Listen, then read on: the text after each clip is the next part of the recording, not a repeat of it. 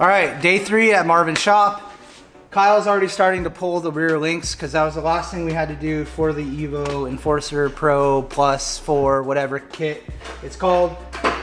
I'm gonna start stripping all the parts to get them out of the way so I can paint the frame. So I gotta pull the bump stops, move all the wiring harnesses, and then mask off the cab, mask off anything like the axle and the shocks that we don't wanna have to pull off.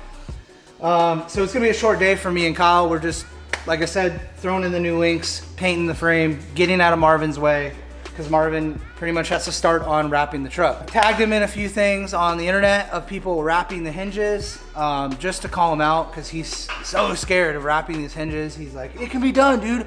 I'm not saying it can't be done, but they're gonna peel up. It's just, he's insane, dude. Pulling these bump stops. Kyle's doing the links, because we're trying to do double duty. Because like we have shit going on at the shop. We're not just like vehicle builders. There was already a comment about how I should paint this frame and how I should use Steel It. And we have like a case of Steel It at the shop. I think Steel It's good for some stuff, but I painted my entire exo cage on my pickup.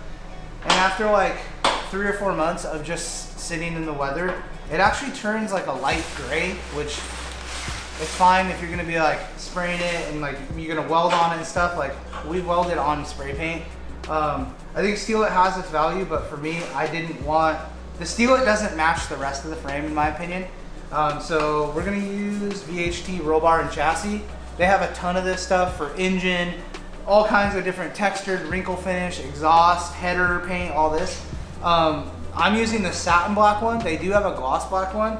I found that the satin black one just lays down really easy and it matches most stock components really well. And it holds up actually. It's heat resistant, 250 degrees. So getting close to like exhaust stuff or getting close to any kind of just heat related stuff is nice. You don't have to go crazy, but yeah, just wanted to give my tip. You can get this at pretty much any AutoZone, O'Reilly's, Pet Boys. I guess, well now it's Advanced Auto Parts. I don't know how I feel because I've never told anyone this, but before Poopery was invented at my grandma's, I was going to the bathroom and I decided to spray a bunch of citrus stuff in between my legs into the thing, and it dried out my ball sack super bad. And so like, it dude, no, like almost like bleeding, like it like shriveled up and like, because that skin is never exposed and never sensitive. exposed to citrus. And in the like, I didn't know what to do. Like I had this crazy ball sack thing, and I was like, oh, I'll just go put lotion on it. So I went and put lotion on in the bathroom in this hotel. Didn't think anything of it. The next morning, my stepmom comes in. She's like, Kyle, there was an open bottle of lotion in the bathroom, and I couldn't say anything. I just like smiled and like put my face under the pillows, and like she totally thought I was jacking off. I'm a growing teenage boy. Yeah. Dude. And I never sprayed that citrus stuff ever again. Don't tell everybody my secret. Okay, why? Why? So it smells like Pledge. Yeah, it's called Real Citrus. Basically 100% natural, like orange stuff that helps get rid of the adhesive residue. I'm just going around spraying it everywhere, and it comes off way easier now. And it's not scuffing the paint. And it doesn't scuff the paint. It's all natural, so it doesn't cause a chemical reaction with your paint, your clear coat. I mean, it straight up smells like you're just cutting oranges in here, so it's like high citrus content. Yeah. Got it. All right, Marv, what do you got? What do you got, dude? Just unbolted the door. Ready to come off. Pretty easy. Yeah. Really wish Jeep would put those hinges on the inside. All right, check this out, because I know there's going to be a lot of comments about me preferring to use VHT Roll Bar Chassis and not Steel It. Check this out. So see that? All that gray, whatever. So Marvin's cleaning off all the adhesion promoter. He's just using alcohol. This is Steel It. This gray, that's black Steel It. So over time, it just turns into this like nasty, chalky gray color. And it's not my preference. So here, I just finished up the frame. That's the roll bar and chassis. So you let me know what you guys think is a better look. It's smooth, looks factory, or Chalky boy. just you steal it. Just steal it, dude. Steal it's the best.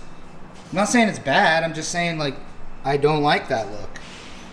So like I said, finish up the frame, but also while we have the bed off, I painted the inner fenders and all the things that you see. These are like the little touches I think that make a huge difference in the finished product.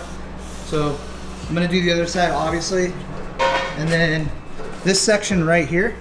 So this is the gap in between the bottom of the tailgate and the top of the bumper. So I'm gonna go ahead and paint all this as well. So at the end, you're not gonna really see any of the factory paint underneath the wrap. It'll just kind of look clean, blend in. But unfortunately, we realized by looking at it, talking to our friends over at King, that this is the old spring setup. So EVO specs these shocks. You can't buy their kit without the shocks, without their spec shocks. So this shock is a 200 over 250 spring rates, the new spec, and the reason why that's like where it should sit right there. The reason why it's sitting lower in the front is because this is supposed to be a 250 spring over 250, and the rear is a 250 over 300. So kind of a pain in the ass and super annoying that we have to pull the coilovers and swap the springs, but at the end of the day, it's how it should be done.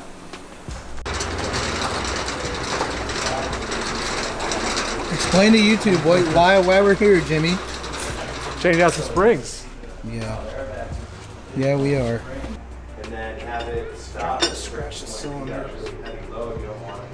So you can see this is from installing it wrong. But me and Kyle look at it as like when you get a new helmet, you drop it on the ground. We're just getting that sort of damage out of the way. So hopefully we don't fold the shaft or something. Exactly. When you sit at ride height, Yeah. where it's about that far away at ride height. Yeah, it was like here at ride height with the Yeah. other spring.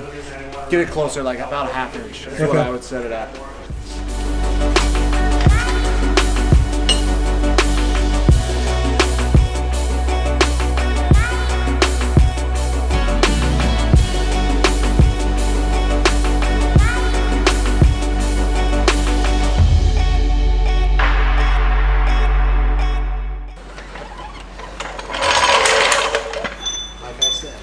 No, I had to go around what you were doing because you wouldn't listen.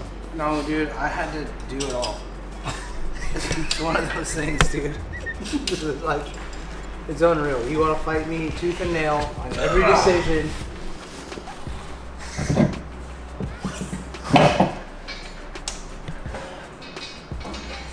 Forties.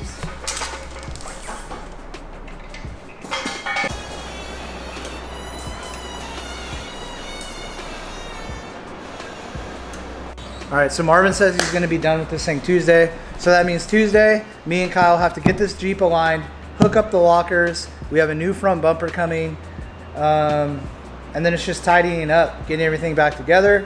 Today has been pretty exhausting just because running around, removing the rear shocks, installing the rear links, removing the front coilovers, running over to King, getting them done.